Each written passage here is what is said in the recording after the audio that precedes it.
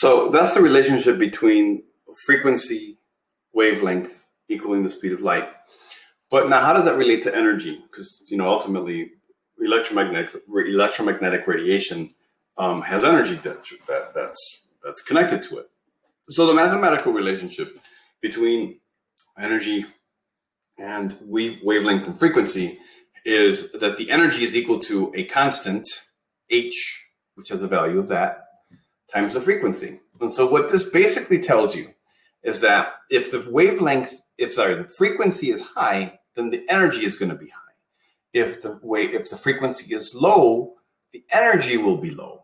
Okay, so now let's go back to the chart that we have of the electromagnetic spectrum all the way up here. So what this is saying, if you think about it, is that again, let's take a look at the frequency part. When you have frequencies that are within the visible and the infrared, you can sense those, right? You can see visible, you can feel infrared.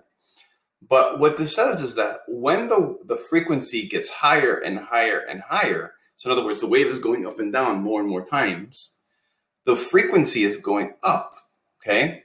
These are the dangerous wavelengths because they have a lot of energy. Why do they have a lot of energy? Because they hurt you. Why do they hurt you? Well, if you take a look at their wavelength, the wavelengths get smaller and smaller and smaller.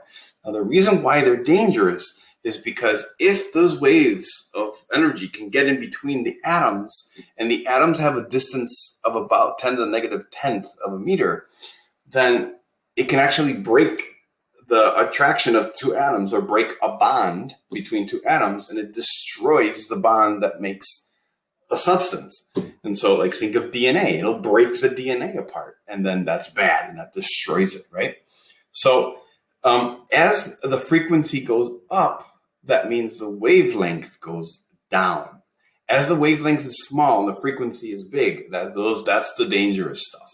When you get to the other side of the spectrum, when you get to microwaves and FM and AM and radio frequencies, these, you notice that the frequencies get smaller and smaller, the wavelengths get bigger and bigger. Well, as the wavelengths get bigger and bigger, that can't penetrate and can't get in between atoms. I mean, light doesn't hurt you. If I shine light on your skin, it doesn't burn your skin off because it can't penetrate your skin.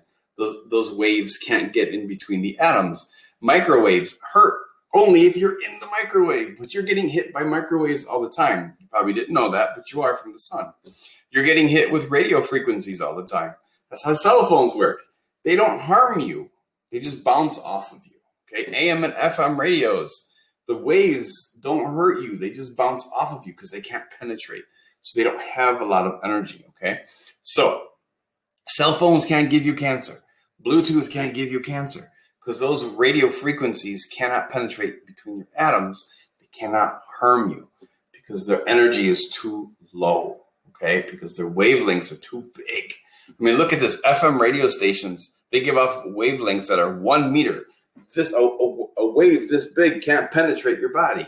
But when you get really small into gammas and x-rays, that can penetrate your body. And that's why they're dangerous. So to sum that up,